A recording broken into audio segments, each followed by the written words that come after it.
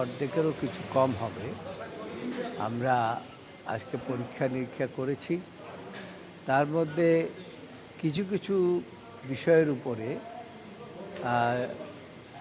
দু একজন সদস্যের কিছু কিছু মতামত আছে, সেগুলো আমরা বলেছি যে পরবর্তী সভায় আলোচনা করার জন্য, এবং পরবর্তী সভার মধ্যে যদি সমাপ্ত না হয় তাহলে লিখিত আকারে দেওয়ার জন্য আমরা বলেছি।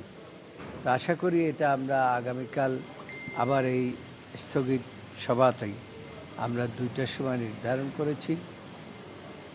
সেই জন্য আমরা মনে করি যে সকল সদস্যই আজকে যারা উপস্থিত ছিলেন তাদেরকে আবার এই বিষয়ে জানানো হবে। কালকে দ্বিতীয়বার বসে যদি আমরা সমাপ্ত করতে না পারি তাহলে আবার পরবর্তীতে বসা হবে।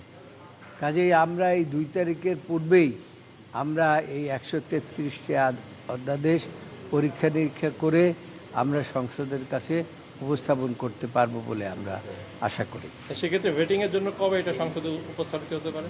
সেটা এর পরবর্তীতে সংসদ নির্ধারণ করবে, তবে সম্ভবত 1 সপ্তাহের মধ্যেই এটা উত্থাপিত